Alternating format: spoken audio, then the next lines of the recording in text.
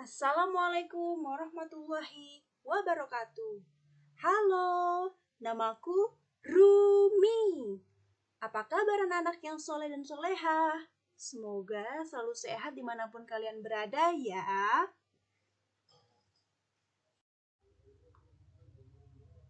Hari ini kita akan belajar tentang kekayaan sumber energi di Indonesia.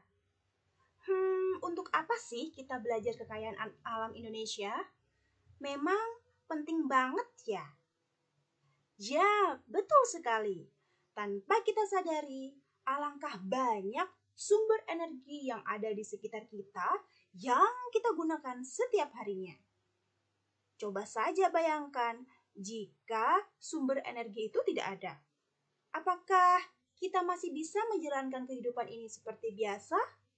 Contoh sederhana, apa kita masih bisa makan, mandi, minum setiap harinya jika kita tidak menjaga sumber energi yang kita punya? Lalu, jika bukan kita, siapa lagi yang harus menjaga milik kita? Agar lebih semangat lagi belajarnya, Rumi akan menyampaikan tujuan pembelajaran hari ini. Dengan materi yang disampaikan hari ini, kita bisa mengidentifikasi sumber daya alam dalam kehidupan sehari-hari, mengenal berbagai macam sumber energi dan sumber energi alternatif, agar kita lebih bertanggung jawab dan peduli dengan kekayaan alam yang kita punya. Ya, kekayaan negeri kita tercinta, Indonesia. Rumi akan mengajakmu jalan-jalan hari ini. Tahukah kamu, Indonesia merupakan negara yang memiliki kekayaan alam yang berlimpah.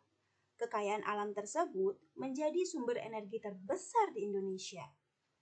Apa saja sih kekayaan alam Indonesia yang menarik untuk kita pelajari? Ternyata negeri kita memiliki tambang minyak bumi yang menghasilkan minyak bumi. Wah, luar biasa sekali ya. Selain itu, kita juga punya tambang batu bara. Lalu, Indonesia juga punya gas alam loh. Nah, dari segala kekayaan alam Indonesia yang kita punya, kekayaan alam tersebut menjadi sumber energi yang kita gunakan setiap hari. Sumber energi adalah semua yang ada di sekitar kita yang mampu menghasilkan energi. Sumber energi dibagi menjadi dua jenis. Ada sumber energi yang dapat diperbaharui dan ada sumber energi yang tidak dapat diperbaharui. Sumber energi yang dapat diperbaharui terdiri dari energi panas bumi, energi matahari, energi angin, energi biomasa, dan energi air.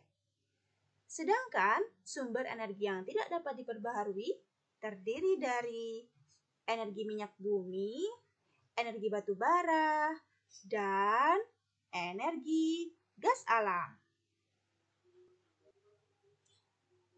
Selain itu, kita juga punya sumber energi air dan listrik. Sumber energi air dan listrik merupakan sumber energi yang kita butuhkan setiap harinya. Tanpa air, pasti manusia tidak dapat bertahan hidup. Bahkan, air adalah komponen terbesar yang terdapat di dalam tubuh manusia.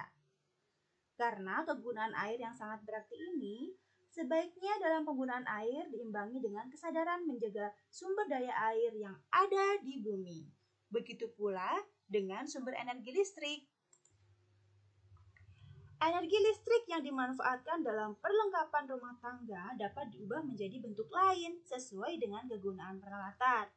Contohnya, energi listrik pada lampu berubah menjadi energi cahaya dan panas, sehingga lampu bermanfaat sebagai alat penerangan di dalam rumah.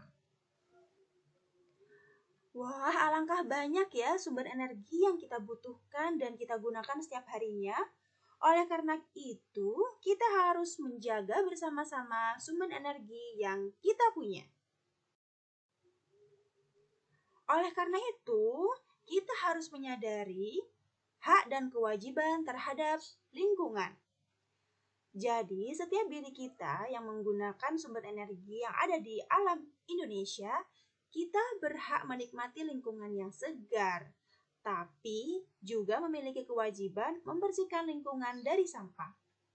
Jika kita ingin terbebas dari polusi, maka kita wajib mengurangi polusi udara, seperti mengurangi penggunaan sepeda motor. Jika jaraknya yang kita akan tempuh itu dekat, lebih baik kita berjalan kaki saja, lebih sehat kan? Selain itu, jika kita ingin memanfaatkan sumber daya alam, maka kita juga harus menerapkan perilaku hemat energi. Jadi, antara hak yang akan kita dapat harus berimbang dengan kewajiban yang harus kita kerjakan. Salah satu cara menghemat energi adalah dengan menggunakan sumber energi alternatif. Beberapa sumber energi alternatif seperti air, uap, panas bumi dapat menghasilkan listrik. Sumber-sumber energi tersebut diubah menjadi tenaga listrik di sebuah pembangkit listrik. Pemanfaatan sumber-sumber energi tersebut untuk menghasilkan listrik dilakukan karena listrik yang dihasilkan oleh bahan seperti minyak dan batu bara dapat habis jika digunakan terus-menerus. Nah, ternyata Indonesia memiliki banyak pembangkit listrik loh.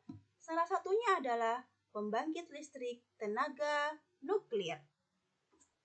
PLTN ini merupakan sebuah pembangkit yang menggunakan satu atau beberapa reaktor nuklir sebagai sumber panasnya. Jadi, putaran turbin yang diubah menjadi energi listrik itu menjadi salah satu pembangkit listrik. Nah, ada juga PLT BBM atau yang disebut pembangkit listrik skala kecil yang memanfaatkan potensi energi biomasa seperti bambu, kayu, serat kelapa, dan bahan organik kering lainnya. Pembangkit biomasa menghasilkan uap air bertekanan yang memutar turbin, kemudian menggerakkan generator untuk menghasilkan listrik. Nah, ada juga yang disebut PLTPB atau pembangkit listrik panas bumi. Nah, pembangkit listrik ini merupakan sumber energi panas bumi yang juga dimanfaatkan sebagai pembangkit listrik. Selain itu juga ada PLTA. PLTA dihasilkan dari energi potensial air yang diubah menjadi energi mekanik oleh turbin, lalu menjadi energi listrik oleh generator yang memanfaatkan ketinggian dan kecepatan air mengalir. Jadi, semakin besar arus airnya, maka semakin besar pula energi listrik yang dihasilkan. Ada juga PLTU atau pembangkit listrik tenaga uap. PLTU ini pembangkit yang mengandalkan energi kinetik dari uap untuk menghasilkan energi listrik. Dan yang terakhir ada PLTS. Nah, PLTS ini pembangkit listrik yang menggunakan sel surya solar untuk mengubah sinar radiasi matahari menjadi energi listrik. PLTS, pembangkit listrik tenaga surya. Wah, luar biasa sekali ya Indonesia ini. Meski Indonesia kaya akan sumber energi, tidak berarti kita dapat menggunakan sesuka hati. Kita harus menggunakan sumber energi dengan bijaksana. Ada tayo makan mie. Ayo menjaga bumi. Wah, tidak terasa ya. Rumi dan teman-teman semua hari ini sudah belajar tentang banyak hal, tentang kekayaan alam yang ada di Indonesia. Nah, supaya lebih mendalami lagi materi untuk hari ini, yuk kita kerjakan bersama latihan soal yang ada di halaman 3 pada buku paket tema I atau tema 9. Jawabannya boleh ditulis di buku tema kalian masing-masing ya. Tetap semangat teman-teman Rumi. Cukup sekian yang bisa Rumi sampaikan hari ini. Semoga segala ilmu yang kita pelajari hari ini bisa bermanfaat dan berkah untuk kita semua. Sampai bertemu lagi. Wassalamualaikum warahmatullahi wabarakatuh.